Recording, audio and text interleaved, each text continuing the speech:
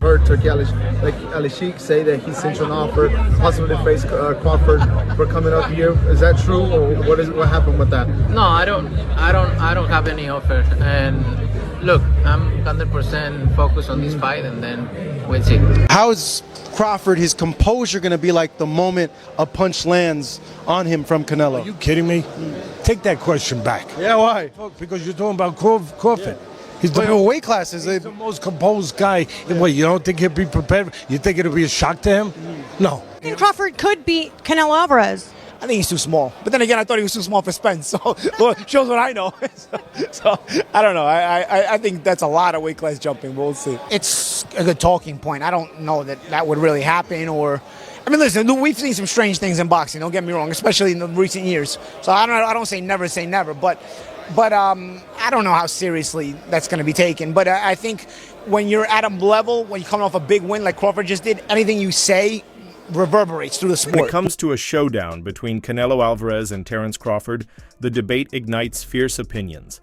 But many believe that Alvarez holds the clear advantage in this clash as a 4-division world champion and the undisputed king of super middleweight. Canelo brings a blend of power, experience, and elite-level competition that could overwhelm Crawford, while Crawford has recently proven his dominance at welterweight. Stepping up to face someone as physically imposing and seasoned as Canelo at 168 lb could present insurmountable challenges. Canelo's combination of explosive punching power, relentless pressure, and superior experience in higher weight classes might be too much for Crawford to handle. Here's a deeper dive into why Alvarez could dominate this matchup.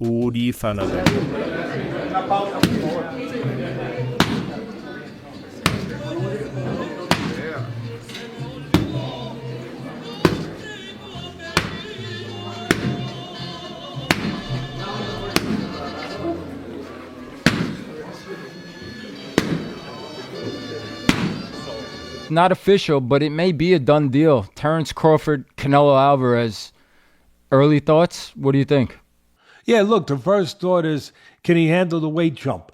Can he handle the weight jump? He being Crawford against Madridov, people are going to say, "Oh, he had some hiccups."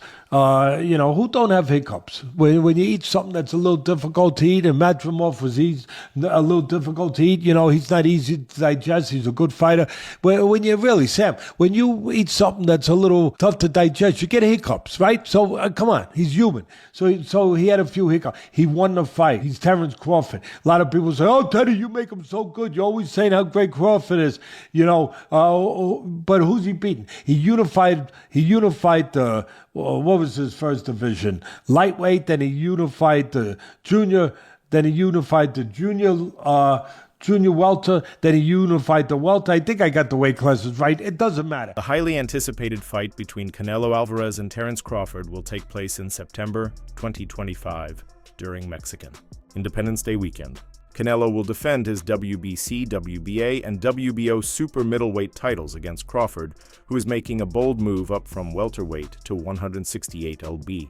Crawford, known for his versatility and skill, faces a formidable challenge as he steps up in weight to take on Canelo, the undisputed champion. This clash promises to be one of the biggest boxing events of the year, with both fighters vying for supremacy in the super middleweight division.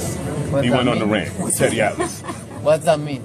He said you're the most overrated Mexican champion in history. He said that Salvador Sanchez and boxeador mexicano. Más popular, pero sin causa. Fucking crazy, that guy. and you think he knows boxing? Fuck. Alvarez's advantages in a fight with Terence Crawford go beyond his sheer power. The Mexican superstar has spent years mastering his craft against some of the most dangerous fighters across multiple weight classes, from Gennady Golovkin to Sergey Kovalev. His ability to adapt to different styles, combined with his granite chin, makes him a nightmare for anyone stepping into the ring, especially someone moving up in weight like Crawford. When Terence Crawford said that he moved up and won, and Canelo moved up and lost. They talk all the crazy stuff about me going up and having a tough time, but he went up in weight and lost. That's the difference. I went up weight and won. I don't think that was a strong point because Canelo Alvarez actually moved up and won. I mean, he moved up a lot of weight classes, but if you want to talk about light heavyweight, he moved up and he beat Kovalev. Then he moved up again And he lost to Bivol. Terence Crawford, on the other hand, he moves up to 154. He won 115, 113, but it was just an 11-0 Madrimov who didn't really have much of a resume, right? But there's a difference, to be real. I mean, Bivol is a Hall of Fame. Okay, this guy, all-time light heavyweight. It's a bit different. Canelo did knock out Kovalev when he did move up. Okay, and Kovalev is a bigger challenge at light heavyweight than Madrimov at 154 for Terence Crawford. Let's just keep it a bit. Canelo's success at super middleweight has showcased his comfort and dominance at 168 Labi, his physical strength and clinches, precision body shots, and ability to cut off the ring make it extremely difficult for smaller, faster fighters to stick to their game plan. Crawford's speed and technical brilliance, while remarkable, might not be enough to offset the size disparity.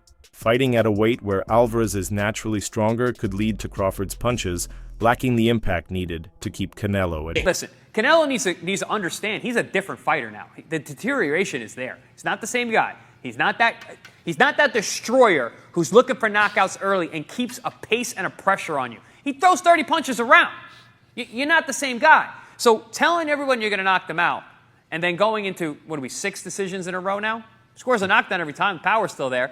The problem is the pace and the ability to carry on and push. That's the real difference, and that comes with age. He's 34 going on 45 as far as I'm concerned. He's got a ton of fights, been around for a long time, doesn't have that same desire, the same drive to take the chances against these younger, bigger guys, because he is fighting younger, bigger guys. So you got to keep that in mind as well. When he fought Canelo and he was like standing right in front of Canelo and Canelo's just whiffing, it was a life lesson. And then you look at how good Canelo's head movement got after that fight when he realized it. I mean, my God, when he fought Danny Jacobs and Canelo's just standing right in front of him, bobbing and weaving. That's all what he learned from fighting Floyd. Moreover, Canelo's vast experience in high-stakes bouts gives him a mental edge. He's accustomed to the pressures of massive fights, pay-per-view main events, and facing fighters with a wide range of styles, from slick boxers to heavy hitters. Crawford, while undefeated, has not faced anyone with a combination of skills, power, and ring IQ that Canelo possesses. Stepping up 2 weight classes to challenge someone of Alvarez's caliber might expose vulnerabilities that Crawford has never had to deal with before. Es esta, fíjate. Pam, pam, pam, pam, pam, pam. Hun, hun, hun. Pam. Gancho. Hun, hun, hun. Digo. Hun, hun, hun. Eso. Hun, hun, hun. Eso. Eso.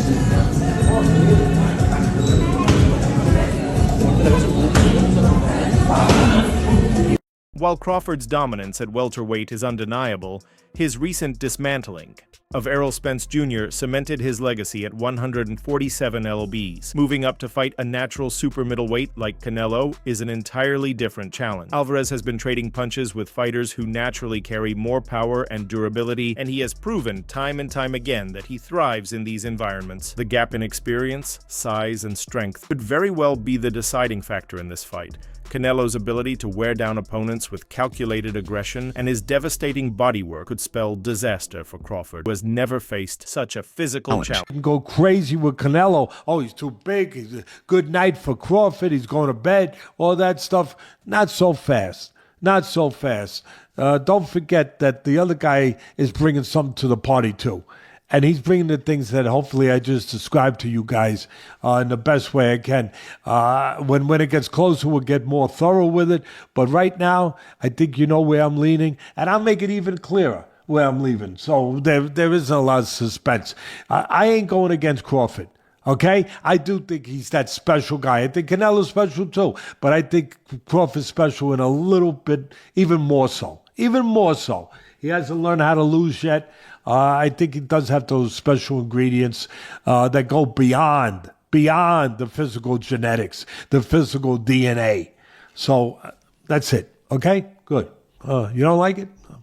Too bad. I think that was a fair breakdown. I mean, listen, those ingredients you're touching on with the smaller man are the same ingredients you saw in Usyk. Abilities and ways to find a way to win. I'd like to know what the weight's at in this fight, but has that been